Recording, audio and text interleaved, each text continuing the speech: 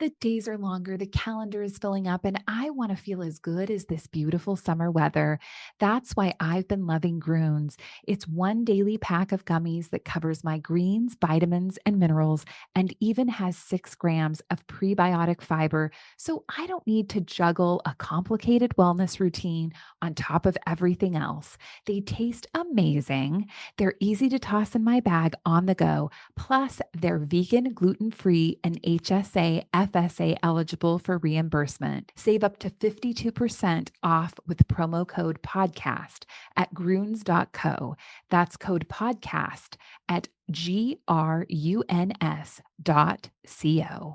When it comes to investing in innovation, trust the experts. Robo Global provides laser-focused investment portfolios that deliver access to robotics, AI, and healthcare innovation globally. The H-Tech portfolio captures the technologies transforming the medical space, providing unique exposure to best-in-class companies. Investors, turn to this diversified approach backed by research from the experts. Learn more today at roboglobal.com/HTEC. We're about to start the Russo-Souhan Show. Just wanted to let everybody know that as we try to grow our network, downloads are becoming very important to us. If you could, when you listen to the show, download it instead of simply streaming it, that would help us out a lot. And usually downloading only requires 1 or 2 more clicks than listening. Myself and my co-hosts across the TalkNorth.com podcast network, thank you for that.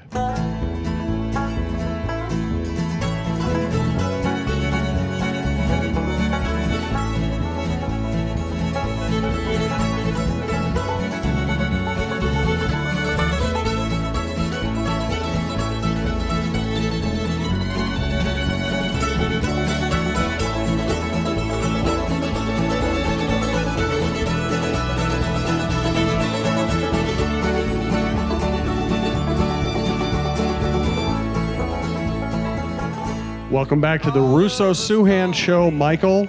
Someday, you and I will do something that will cause us to party like Alex Ovechkin. I don't know what it's going to be, but someday we're going to be that guy. I tweeted the other day the Caps are going to have a literal Stanley Cup hangover. That was so right on. I mean, it's unbelievable that you can party like this. And of course, he is Russian. And then we want to go by stereotypes.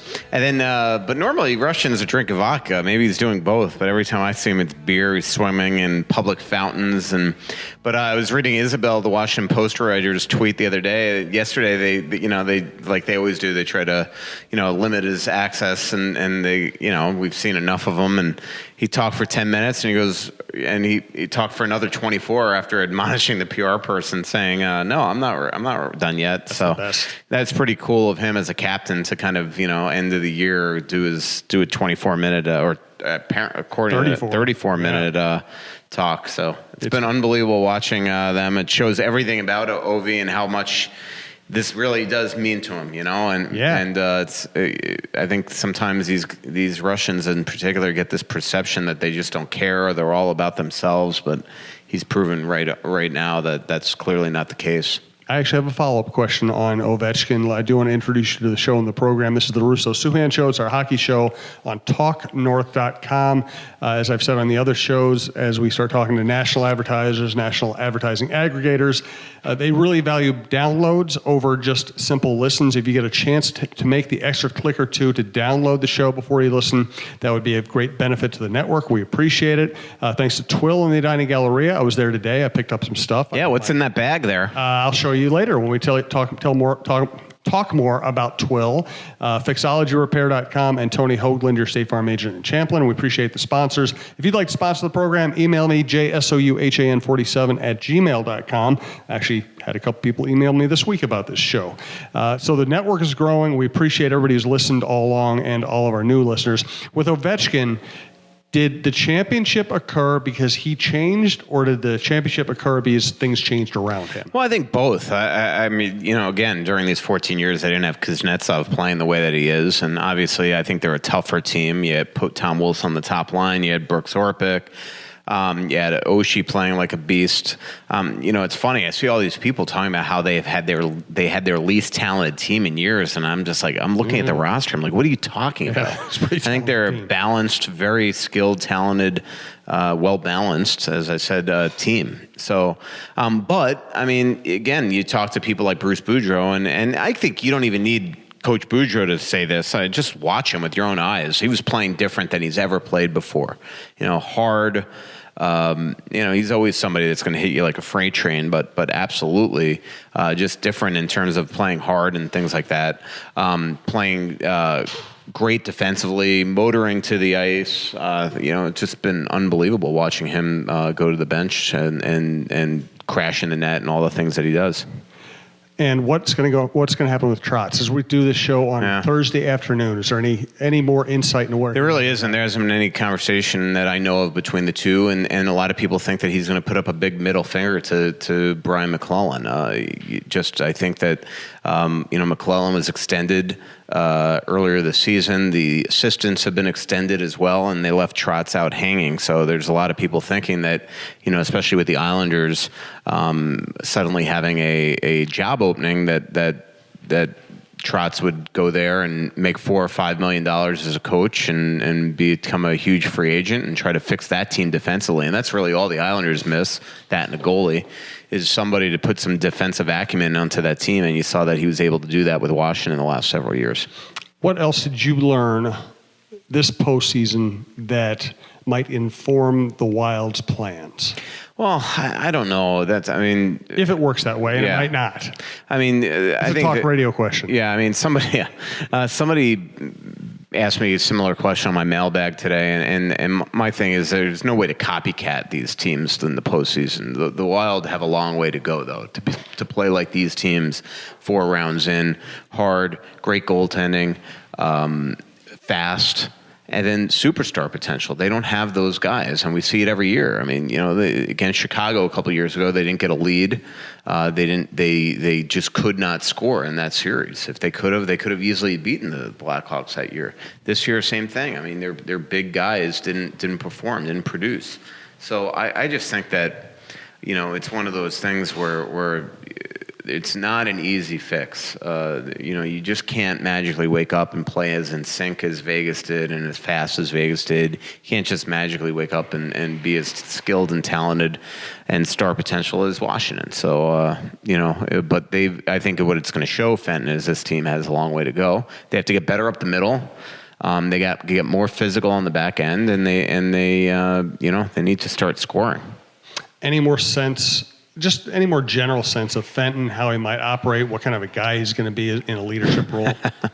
Not very accessible. Yeah. I'll tell you that. I mean, for the first time in the history of me covering this team, and I'm pretty sure the organization, they're not having pre-draft availability for the media. Why would they not do that? I think it's Fenton being Fenton. I mean, he keeps everything in-house. It's not going to be easy covering him and getting information. And even simple questions. I listened to him on K-Fan the other day, and he wouldn't even give a Suter and Parise injury update. That's absurd. And again, I think the job of a general manager partly is to be accessible, answer questions, because we are the conduit for the fans. And so far, I don't see that happening. I mean, I'm trying to give him the benefit of the doubt that he's been very, very busy.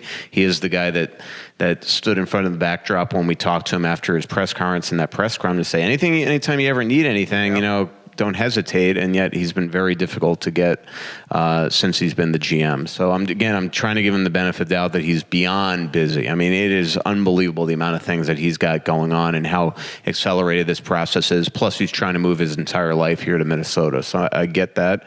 But in terms of, there will come a point where he's just got to be accessible to the media, and I hope that happens. Well, that's a nice hat, by the way. It really is. Give Pat Garcia credit. He created these, and I remember when we first started the network, I tried to do the Vistaprint thing, and I got the Russo Slacks things, and they were just crappy. They were crappy hats. I didn't even like wearing them. These are actually really nice hats. Man, yeah, I'll take one. Didn't I get you one of these? No. Oh, I'll get you one today. Yeah. absolutely. I got T-shirts. Okay, I got a bunch of T-shirts, by the way, that sitting that I'm giving away to people. So if you see people wearing them in the gym around town, you probably got it from me. Beautiful. We also are giving away a lot at the Cheryl Reeve show when we do those live at the Free House. We need to get this show back on the road because we do. Our fans, your fans, my listeners. It's very humid in this room. It's incredibly humid. Usually restaurants don't have humidity. Oh, it's so it's kind of echoey in here. So true. Okay, we're going to get to more postseason stuff, wild draft stuff, Twitter questions, etc. Do want to thank our primary sponsor, Twill in the Edina Galleria, twillmn.com, TWILL on Instagram. I have my really beautiful... That is a cool-looking bag. Cool bag, isn't it? It's a nice bag. And I went there today, and I've told you about like the Johnny O line. Yeah. In fact, I'm wearing the Johnny O golf shirt that I won the Randy Shaver tournament in. Nice. The other day. I won the tournament, right? I made like 2 putts. But it's a great golf shirt. Let me pull this sucker Wait, you out. won the tournament? Well, I played with 4 guys who hit the ball well, and I made some putts. It was a good combination. Wow. Good for you. Here's the Saks underwear, which you should see. Oh, everybody should see the look on his face when I showed him the underwear I bought. You haven't been that red in years. It's awesome. But check out this shirt. My wife picked this. Yeah, that is a nice shirt. Nice shirt. It's called. Oh man, don't ever let your vision go, man. It is called Left Coast Tee. Left Coast Tee. It's just a beautiful shirt. I'm going to start wearing it. And listen, we Gators colors.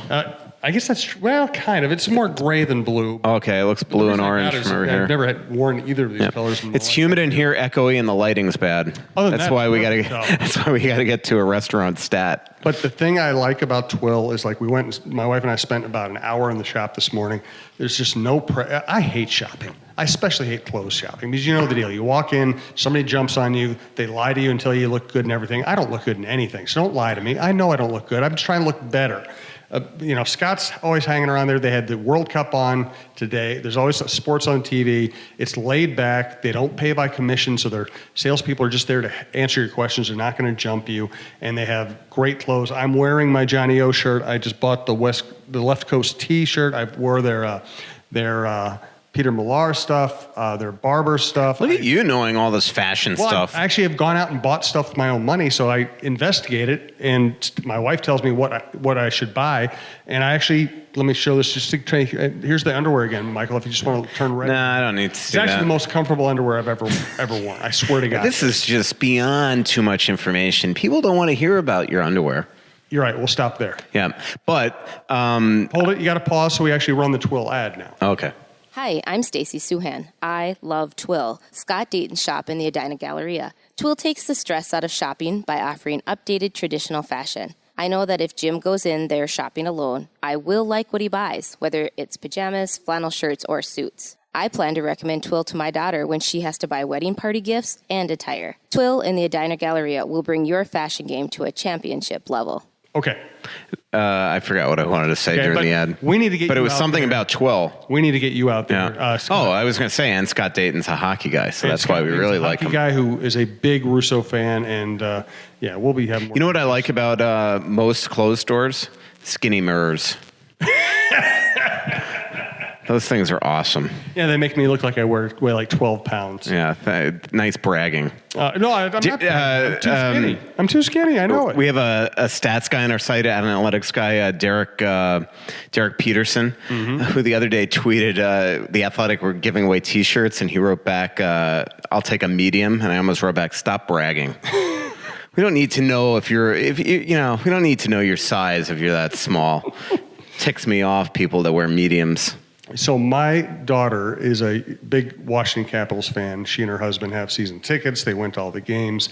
Really? Yes. And I've hung out with her before and after games in that area on trips out there. They wear all the gear. They get fired up. I've always compared Capitals fans kind of to Vikings fans. Is that anywhere near true? Well, certainly the city is very much like Minnesota in terms of, Loserville. Exactly. You could say. But yeah, I mean, I would say the Caps fans were for a long time Wild fans without the superstar.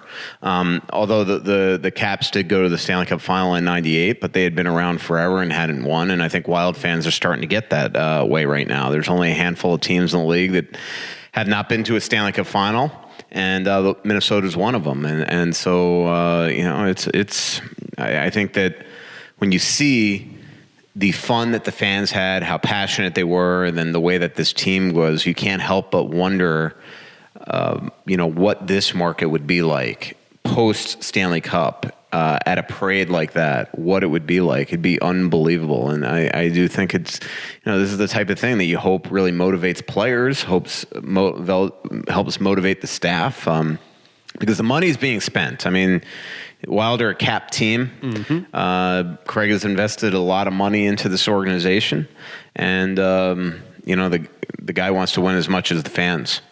Oh, no question about that. Do you think he's mad at me for questioning the whole hiring process? Because I've always actually gotten along with Craig. I like Craig personally, and I haven't really had any reason to criticize him. That was maybe the first shot I've really taken at him.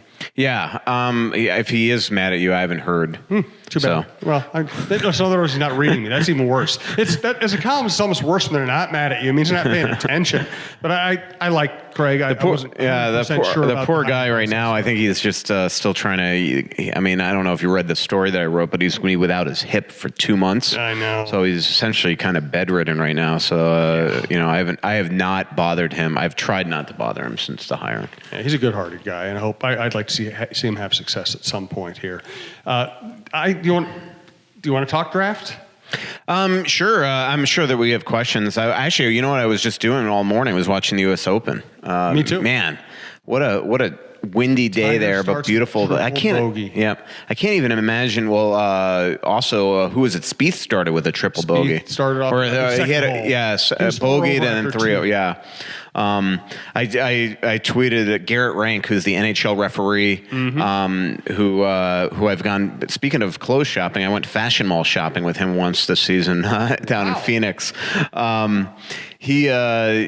He's in the U.S. Open. I tweeted out he was plus 10 after 14, and he was tied with Rory McIlroy. Wow! So I said at least he could say that he was tied with Rory at the U.S. Open, because just imagine how good at golf this guy has to be, Garrett Rank, when it's the full-time job for everybody in this tournament except for him. He is the only time he is golf full-time is since the season, which qualified him for the U.S. He qualified for the U.S. Open, but this guy during the hockey season, he refs 76 games a year. The only time I've ever seen him with clubs is when we happen to be in California, Arizona. He's doing a Wild game, and I, see him going out to the driving range or something.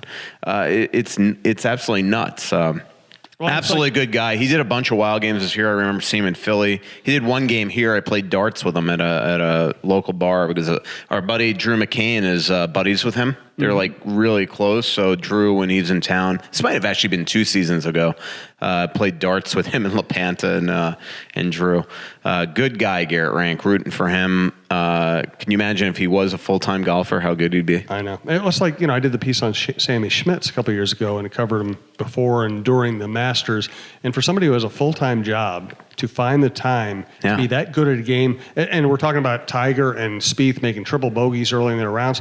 That's the thing about golf. You can be this much off. Yep. You have no chance. Yeah. To be on, you have to be exceptional. Yeah. And Garrett's an amazing story. He has, his first ever game was against the Wild. It was a Wild Buffalo game. It was the 7-0 Dubnyk game. He had I'm pretty positive that was his first ever game. The Dubnyk's NHL debut, or Wild debut, was Garrett Rank's NHL debut. And the other thing is in his young 20s, he overcame testicular cancer. So and now he's the youngest, I think the youngest full-time ref in the league the last several years. So obviously a talented guy. It was cancer that made his NHL career, or his hockey career, come to a stop. Wow. Well, best of luck to him. It's such a cool thing when you see somebody. And that's the great thing about the U.S. Open is, somebody's not going to qualify for the tournament and then win it, but qualifying into the tournament, that is the achievement. Yeah. I remember when I was covering Florida once, Ray Whitney and Ray Shepard came within strokes of qualifying down at Grand Oaks Golf Course. I think it's called in Davie, Florida. It's where one of the courses for Caddyshack was filmed. Awesome. Yeah. So cool. You know what? Our friend Brian White, when he got married, we ended up playing a wedding golf tournament on one of the courses. That I guarantee it was Grand Oaks. Yeah. Yep. That was a blast. Yeah. It was Davie, Florida. Yeah. My buddy Jeff Rimmer used to live there. A lot of people used to live in that community. So our friend John Hedges has been sponsoring the show for a long time now. He runs Fixology Repair. You can find them at fixologyrepair.com. 2 local locations, one in the Mall of America, 3rd floor by Nordstrom's. We've been there many times. Just a great display. You know, obviously they will fix anything you need fixed, but they also have great watches, great accessories. I don't know. There's so much stuff there. I don't know if I can describe it all in one sitting. They also have a shop in downtown on the Skyway, just south of the Wells Fargo Center, across from Dunn Brothers and Taco John's. Again, Fixology Repair. That one's right there in the Skyway. I walk by it all the time. And again, great at repairs, but also great at accessories. In the winter, they sell all kinds of hand warming stuff. They have watches. You know the deal. So check out fixologyrepair.com or drop by one of the stores. It's another very friendly place to shop. There are some things in life that you just can't live without. Now, whether it's a special piece of jewelry, a watch, or even your smartphone, you want it in working condition. At Fixology Repair, we are committed to restoring your pieces so that everything works or fits the way it ought to. Watch servicing, chain repair, and broken screen replacements are just a few of the services that we offer at our 2 locations, Mall of America and the Skyway in downtown Minneapolis. Please visit us at fixologyrepair.com or at fixologymn on Twitter to learn more. Mention this ad and get a 10% discount on our services. John actually came up. I had a lunch the other day with the Lepantas and Michael Kenny, who's putting on our Italy trip, and I was bemoaning the fact to the Lepantas that John and his lovely wife were not coming on our trip because they were absolutely awesome to hang out with last year. Yeah, they're a blast, and it's another reason we want to do live shows. See people like the Hedges coming out. Do you want to do Twitter questions? Do you have something else you want to talk about in terms of the draft? No, let's go Twitter questions. All right. Actually, John Hedges just piped in. He said, hey, I'm out of 4G range this weekend, so if anything exciting happens, can one of you guys just text me? Yes. For you, John, yes, we will actually do that. Reed Alberts, will there be a pre-draft podcast next week? We can do it. It would have to be by phone because I'll be down in Dallas. Okay. We could do one day of let's do one Friday. Let's do that. We'll do that. Friday's the first round, so perfect. Or we can wait. Well, we'll do one Thursday or Friday, and we'll do one after I get back from the draft. Great. Sounds good. From Eric Vigo, please make sure to let us know how your birthday anniversary dinner went with Margot and Anthony. I promise you I was not invited. Oh, I doubt that. I bet Anthony would let you drive. Yeah. Just like me, actually be his driver. Yeah, that was actually their anniversary is my birthday. Yeah, that's what I did not go. I had the lamest birthday ever. I was in multiple coffee shops for hours. I was getting my place recarpeted, and so I had to be out of my place at like 8:30, and then I just stayed there till like 7-something p.m. on my birthday, just working. I didn't have to. I did a mailbag that was so long that I split it into 2 things, and then I'm like, when I finished the first half, I'm like, if I don't do the second half, I'm just gonna I'm not gonna be in the mood. So I was just rolling along. So I essentially left the coffee shop when it was like closing. It was the worst. What's actually sad is that was one of my best birthdays in years. Michael, I would have taken you out for a drink. Yes. Yeah. I mean, and then I went home. I actually just assumed with your lifestyle that you were out partying someplace. Mm-hmm. If I'd known you were alone in a coffee shop, I would have bought you a drink. I'm serious.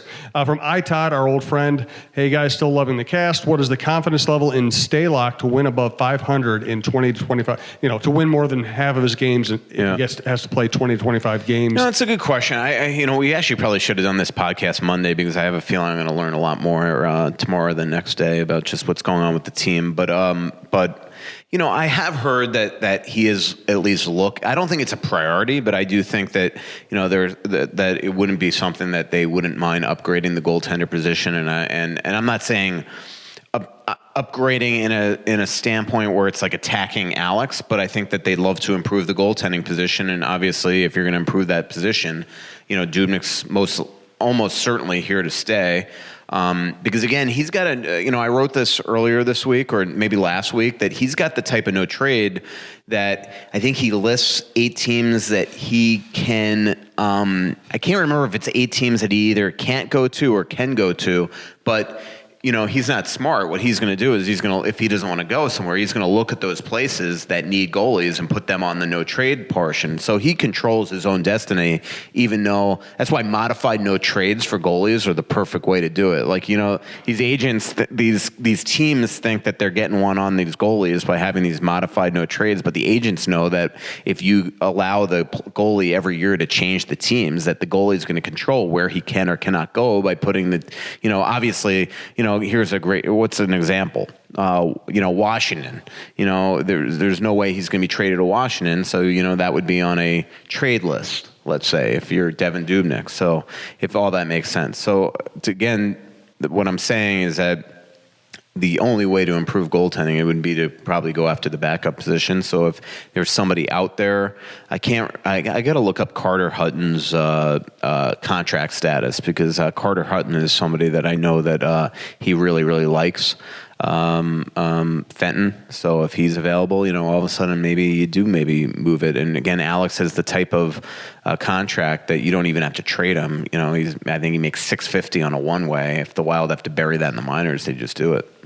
At dinner with Tony Hoaglund the other night, Hoaglund. He's your State Farm agent in Champlin. He handles Michael's insurance. He handles my insurance. I know Michael's had the same experience I have. He's just very easy to deal with. It's all no pressure, very helpful stuff. He gets back to you right away.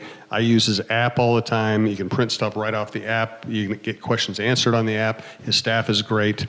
So if you need insurance, I would go to Tony Hoaglund. That's what Michael and I have done. Hey, Minnesota sports fans. This is your local State Farm agent, Tony Hoaglund. I need you all to ask yourselves this question. If you're in an at-fault car accident and you are sued for $700,000, how much of that $700,000 will my current insurance company pay?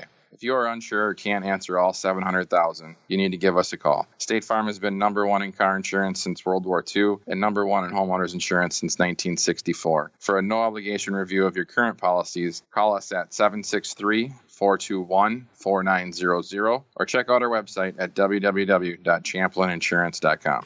And just to correct you, it's Tony Hoaglund, Hoagla. Didn't I just say that? I thought you said Hog. Okay, actually, the reason I always spell his name is it's because I know people. Maybe I'm wrong. Maybe I heard you wrong. Yeah, you might have heard me wrong. I hope. Well, either way, we'll make sure we get it right now. Hoaglund. That's why I spell it because I know a lot of unless he's misspelled his own email address. No, it's Hoaglund. Okay. If I might have slipped into other people I know with that name, that's why I spell it, because I think the more common spelling is Hog. I want people to get it right. And one more note on Twill, by the way. If you're looking for Father's Day gifts, I was out there again today.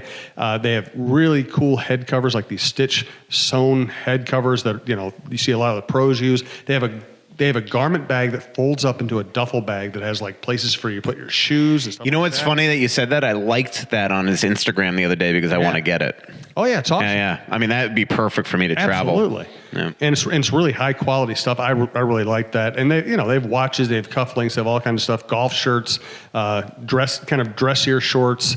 So check it out. You know where to find it. From the filter, can there be any questions left? 10,000 words in the last week. He's counting your words at theathletic.com. Yeah, a lot of mailbags. Those were 2 mailbags. Yeah, that's a lot of work. From Kevin Gustafson. Let's see. Actually, we're going to skip that one. From Alec, with the events happening with the next 2 months, what will the biggest surprise be with the Wild or the NHL? Kind of a broad question. Does anything come to mind? I don't know. I mean, it's in terms of Wild, trades. If Parisi and Suter were traded, that'd be a freaking any realistic surprise. Yeah. No, but you know what? There always is. I remember July 1st? Was it 2 years ago or 3 years ago when in a row Taylor Hall went to Jersey, Yzerman re-signed with Tampa, and was it PK Subban for Shea Weber all on June 30th? Was that year? I think it. Those type of things happen, and so it's funny because Monday I'm going to be doing this trade partner story for the Wild and who could potentially be guys on there. But I'm not one that's going to tell you that every name I'm going to put on there is going to be actually the guys that either are traded or that I'm going to put names on there that the Wild might trade for that might not even be listed there. So it's a lot of conjecture. As I said, Right. I'm hoping that tomorrow or the next day I'll have a much better feel of what's going on with the Wild. I'm planning to get together with some people that might have an instant, an inkling of what's going on here. I've talked to a lot of GMs that just again say that Paul Fenton's at least doing his due diligence. In the same vein, Nikolai asks, with the likelihood of a Wild trade soon, do you anticipate this being one trade or perhaps two or three, depending on who they move? In other words, yeah, well, the only thing that makes me, I do think that it could be multiple, but the only thing that makes me wonder is that there is such little time. I mean, Fenton's, these pro meetings should have happened a month ago.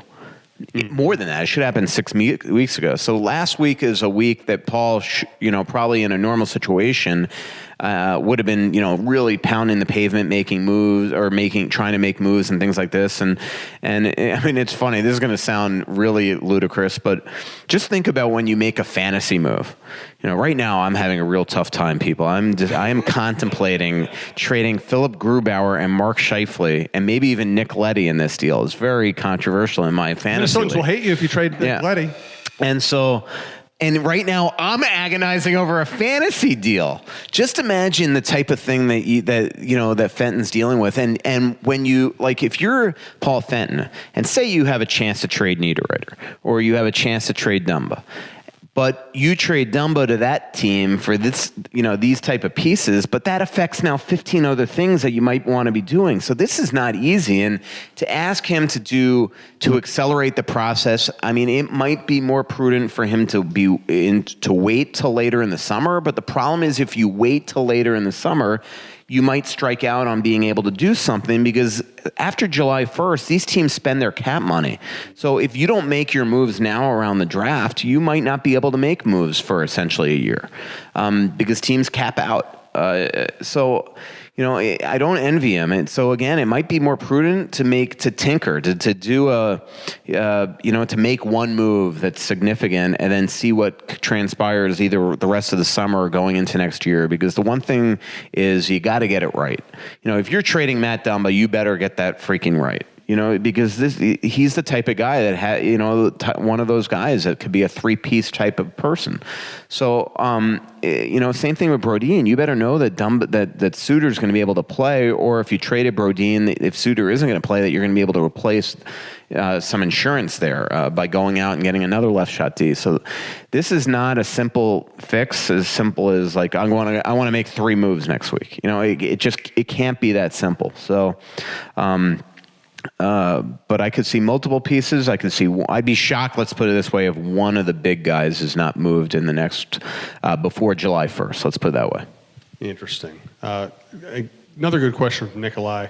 Would this be your favorite time of year as a writer because there's so much speculation, especially with this team undergoing change? Or are you excited, intrigued about who could be coming and going, or is this too much speculation for you? No, I mean, well, yeah, I mean, you definitely get to sometimes. That's why I don't read. I mean, this is going to sound sort of pompous, but I don't read rumor blogs. I don't read other writers writing about trade rumors because all of a sudden sometimes you don't know what to believe. So I try to this time of year really. Ask a bunch of questions to actual sources around the league, other executives, to find out what's going on. Because if you all of a sudden start reading other writers or other blogs or things like that, you start to not even remember any more what is factual. So that's why a lot of times, somebody will ask me about a rumor on Twitter, and it's honestly the first time I've ever even heard that was out there. But in terms of what the genesis of the question, I do love this time of year. I've made it very clear over 140 something podcasts that I consider myself more of a reporter than a writer. I'm definitely, if I had a weakness, writing is probably it. It's, but reporting is what I'm good at. I pride myself on breaking stories. It's to me why I think that people, should read me, because I just feel like if you want to know what's going on about the Wild, you have a better chance of learning it from me than anybody else. So I do love this time of year. I love the trade deadline. There's nothing more boring for me than those final 6 weeks after the trade deadline. Sometimes it gets a little overwhelming because, you feel like you can never be away from your phone, because especially now, like you with a new GM, I'm scared to go to bed early. Like, you just never know also what his style is. I see sometimes I felt bad for these writers. They'd be out to dinner and I know they're on the road and all of a sudden 10 p.m. a trade is made. That stuff rarely ever happened with the Wild. I mean, you just kind of knew that, you can at the end of the day unwind, where, you just don't know what this guy's style is going to be. I remember once on July 3rd at 9:30 at night, Danny Heatley was traded for Martin Haviland, and I was at the Dakota, and I almost got hit by a bus leaving there, trying to get home to write this story. And it hadn't come out. I got word from a source that get home and write this story. And they didn't announce it till the next day, but I was able to break it that night. But I swore to myself, I'm never going anywhere without my laptop again at night, that type of stuff. And I'm never going anywhere without my car. It's a little different now with Uber around, stuff, yeah. Where like then, I had to hail a cab. It was like that whole thing. That was a funny night. But that was the first time I think that Chuck Fletcher ever made a trade at night. I don't count the Graovac trade to Washington. That was crap. One time I remember his first trade with the Wild, non-summer trade. So I'm not talking Brodziak, which was at the draft. His first non-summer trade, the Wild started off like absolute crap in 2009-10. It was just horrendous how they started. I think it was 8 games into the season. They had like 1 or 2 wins, and we got back from a long road trip from Vancouver. I landed at 6:30 p.m., went home, walked to Lund's, and on the way walking there, they acquired Kobasu. And that was like, again, I don't think that he made another evening trade as the Wild GM beyond Kobasu and Heatley. So now it's like with a new GM and the time of year, it's like, I am just pinned to my phone because, the way that you find things out now, like I hate when you find out via somebody else's tweet, but you find out now by all of a sudden an agent texts you or another GM texts you or a scout or somebody, So it's just a weird time of year, but, it's exhilarating as well. It's so funny, too. And you and I talk about journalism in our careers and things like that, and this is a good time of the year to get into those kind of odd topics. When I covered the NFL for 4 years, then I covered baseball for 5 years, then I went back to the NFL for a year, and then I kind of started segueing into more feature writing and that led to column writing, which is a completely different animal. And when I was a beat writer, I was just like that. I was paranoid 24 hours a day. I was calling people 24 hours a day. The difference was I'm old enough that a lot of time on my beat, we didn't have cell phones. Yeah. So I had to sit. I always tell people there was a time I was on the road with the Twins, and we had a day off in San Francisco, and I loved think about that, a day off in San Francisco when the newspaper industry was in great shape, and I could go out to a great restaurant and put it on expenses. I mean, that's like those are the great moments as a beat writer, right? But I thought something was up, and I called Terry Ryan at like 8 a.m. And I had to sit by my landline in my hotel for 12 hours because I just couldn't afford to miss the callback. Yeah, well, it's funny. I was actually, I didn't tell him, but I ran into Trevor Kidd during the playoffs. He was at it was either when I was covering Winnipeg in the 3rd round or it was during the 1st round against the Wild. And Trevor Kidd, I covered him in Florida. And if you know Trevor Kidd, just Google him. If you don't know him, he had those checkered pads. He was awesome. But I still remember in 1999, it's the draft week, and it was the expansion draft. And the Panthers made an expansion trade with Atlanta, I believe it was, to get Kidd. So it was like one of those where I think Atlanta was drafting Kidd and then they were going to flip him to Minnesota or Florida or something. And so I'm at the draft and I'm all excited. It was the Boston Red Sox were either playing the White Sox or almost been the White Sox. The White Sox or the A's that night or something. And all of us were going to Fenway Park. And it was going to be my first ever time in Fenway Park.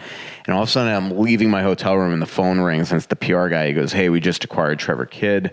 So same thing. I had to wait in my hotel room all. I got to find this article. It was one of the great articles I've written, but I've not been to Fenway Park since, and it was all because of Trevor Kidd. But I had to sit in my hotel room all night and wait for Trevor Kidd to call me. And I remember he was in Lake of the Woods in Manitoba at his log cabin drinking a Molson, and he finally called me at night. Yeah, I know. But I remember that was my lead to the story. It was him sitting in his log cabin in Lake of the Woods or drinking a Molson. I got to find that article. It was 1999, in June of 99. Tremendous guy. But it is funny what you said that about your phone is that, so on June 12th, the other day, my birthday, I'm at a coffee shop for 12 hours. And Jake Jensen, who's our kind of draft guru right now at The Athletic, next week he's doing all this draft stuff starting Tuesday, Wednesday, Thursday, Friday, left wings, centers, right wings, and defensemen that the Wild could pick at 24. So that day that I was writing the mailbag, he came to write his stuff. So he sat with me all day, and my phone was running out of juice. So I plugged it against the wall, but my cord was too short. So I had it sitting on the windowsill. Well, it was my birthday. So I had my earphones in listening to music, writing, but every time that I'd, listen to music, I'd get a text message. I would have to go reach for the window to go look at my phone, and it was my freaking birthday. So most of the time it was every time I was convinced that it was going to be a trade, and then I look and be like, "Happy birthday," from a friend. And so I mean, this had to happen 100 times. It was unbelievable, and it was all because, again, as the beat writer, you just feel like you can never even let a text go. No, I can't tell you how many times I'll have my phone plugged into my office at home, and I'll be in another room and it'll text, and I'll get a text and I run in there and it's just "Mom, how are you?" I'm good. That's the life, man. That is the life. But it is. But what I'm really emphasizing here is to be a really good beat writer, you have to be obsessed. Yeah, no, you do. It's, unfortunately, sometimes it does get overwhelming. The worst is when you're you can never mentally decompress. Right. Look, trust me, I am not complaining about my job, but all jobs, you need to not think about it, right? You need to not think about hockey for a second or sports writing for a second. And so it is. It's those times, even if you're on vacation, if you happen to look at Twitter or you get an email, it's all of a sudden it doesn't, you start thinking about it again. So sometimes sometimes you it's you go into the season, you feel like you've been working constantly, when you really haven't, but it's all because you're always thinking about hockey. I think it'd be similar to if you were a lawyer or a doctor and you constantly went home and you never got a chance to turn it off, and that's why my brother when he's on vacation, he's a partner at his law firm. He tries not to he'll actually mute his work email or even take it off his iPhone. Because there's just no way you can enjoy your family or your life if you're always thinking about work. Right. This is turning into one of our longer episodes of the off season. I'm okay with that. I hope you're okay with that. I want to get to a few more good Twitter questions. We're not going to get to a ton because we went off on our tangent, but Mike Burgoyne, old friend, asks, if Bruce wants Coyle at second line center, should we assume he sees Eck as a wing? Eck can't stay on the fourth line. I would say that Coyle won't be at second line center. Actually, that's a good question. I actually don't mind Eck at wing. I thought that I still even though he played center that game, I still think of Eck. I don't know, that goal that he scored coming down the right wing against Buffalo is always in my mind anytime anybody ever asks about Eriksson Eck. When people ask me for a scouting report, for some reason that goal always comes to my mind because it was probably one of his great moments. And so I like him at the wing. I think it's good if he's there. So, that might be an option, but the problem is, where do you put him at wing? Again, then you have a left shot right wing if you consider that all these guys are left wing. Although I guess if you start Greenway in the minors, you could start Eriksson Eck as third line left wing. That wouldn't be bad at all. Because I don't know, when I talk to Bruce, he always talks like Greenway's on the team. But again, Paul Fenton's MO is somebody that, the quote unquote, the road to Nashville through Milwaukee. Well, Greenway's never spent a minute in the minors, and I think that it would help him next year to start down in Iowa for at least half the season. From Reed Albert. Certainly helped Alex Tuck in Vegas for spending most of his career in Iowa. Good Lord. From Reed Alberts, how much influence will Fenton have on this draft? Fletcher and Flair had a tendency to pick safe guys in the first round. Yeah. With Fenton on board, you see the Wild picking a riskier, higher upside guy. See, I agree with that. Somebody asked the other day about this Merkley defenseman who's just plummeting because he's got apparently warts as a blue line. But again, maybe you just got to take the risk. That's something I think the Wild haven't done enough of. Is they always take the Cunnin type, the Eriksson Ek, guys that'll play in the league for 12, 15 years, yeah. But, you'd love to not draft third liners. I mean, the Wild's entire history in the first round are drafting, third line guys. I mean, Colton Gillies, James Shepard, it's just, blah. And so I agree with that question. But in terms of the actual question that he asked is that when I talked to Fenton, he's like, look, I've been an assistant GM, mostly dealing with pros all year. I haven't gone to Europe. I haven't scouted Western Canada. I haven't gone into the, Quebec and the, country roads of Saskatchewan and Manitoba to scout. So he's got to let these guys run it. So, maybe he'll break ties, but for the most part, Brent Flair and his staff have been prepping for this draft all year long. And so he is going to let Brent run the table. From Patrick Gage, who's your personal top draft target for the Wild, if you have one? Yeah, I don't feel like I'm an expert. If Jake was in here, he'd be able to tell you. He can name every single one. I mean, I could tell you that I picked that Ylonen kid, but that's because the way our mock draft at The Athletic went is that, is that Corey Pronman, who is our draft expert, he's the best in the business. He basically did the mock draft where he, it was kind of a rotation where all of a sudden he'd email you and said, these guys are gone, now look. And so, again, I just think the Wild needs skill. He's a forward. And, looking at other guys, I picked him. But, Olofsson intrigues me because he's a center. But this is not supposed to be this Jakob Olofsson kid. I mean, this is just not supposed to be a good year for centers, even at the top of the first round. So, where I do think the Wild need to develop centers in the organization, I think you got to take the best player there. If Merkley is there, he's intriguing. His moves. He on video, he kind of looks like, he's a smallish right shot guy. He kind of has that, and he wears number 6. So you look at him and you're thinking Ryan Murphy, and then you watch him make plays with the puck, and you're like, all right, he's not Ryan Murphy. So 3 more questions. Again, if you want to advertise with this program or anywhere on the network, jsouhan47@gmail.com. I will say we're going to try not to overload the show with ads, and we have a few advertisers coming on board. If you want to get in, I would get in now. And if you want to host the show, I would get in now. Thanks to twillmn.com. Thanks to Tony Hoaglund, Hoaglund. And thanks to fixologyrepair.com. From Derek G. Johnson, what is the most likely option for Ennis? Pure buyout or included in some kind of a trade? My gut says buyout. Yeah. And you could buy him out as of tomorrow. But you can go through June 30th. And again, assuming that they're going to try to at least trade him before just buying him out, I would think that he'd delay the decision. But that's a good question. I should probably contact his agent here.